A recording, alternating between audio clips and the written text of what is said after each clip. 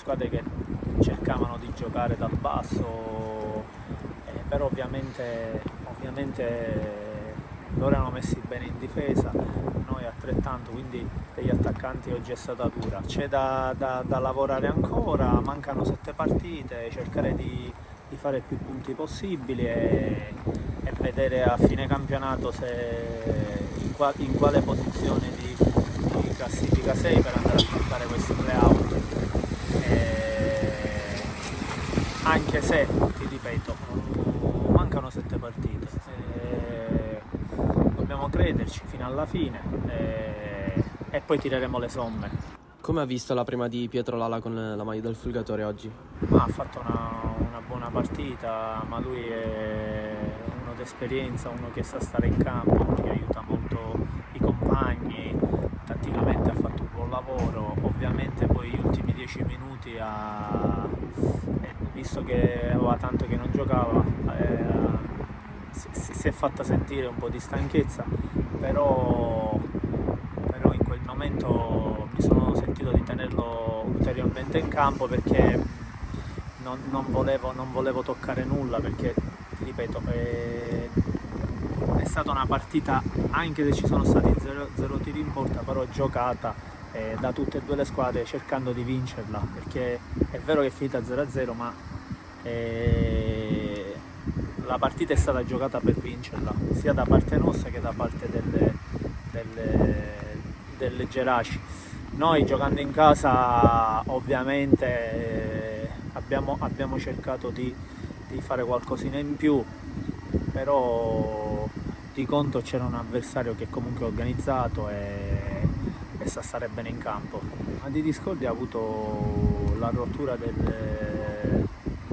dito della mano domenica a Favara, quindi è ingessato e non ce l'avremo per almeno 2 o 3 partite. Ho giocato sempre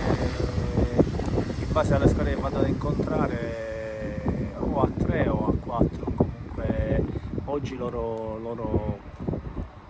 hanno giocato sempre col 3-5-2, ci siamo messi a specchio, ma io ho già diverse partite che gioco in questa maniera, abbiamo trovato la quadra e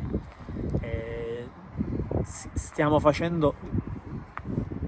per quello che si vede per la classifica, secondo me stiamo facendo un ottimo lavoro. Ovviamente ci sono troppi pareggi e quindi questo ti comporta magari una classifica un po' deficitaria, però ci sono state partite che meritavamo di vincere, anche domenica a Favara alla fine stavamo assaporando il piacere comunque anche di un pareggio a Favara, una squadra che lotta per vincere e poi a minuti dalla fine ci siamo fatti fregare, però pazienza, questa è la situazione, noi lo sapevamo e continueremo a lavorare ti ripeto, per trovare la migliore posizione. Io penso che è un po' più difficile uscirsene fuori dai playout perché le partite sono poche e le squadre sopra, oggi mi pare che la Folgore ha vinto, quindi si sono un po' più allontanate, però ti ripeto va bene, dai, sono contento, la squadra è viva e continueremo a fare bene. La partita è stata prettamente una partita da pareggio, purtroppo l'approccio era buono, però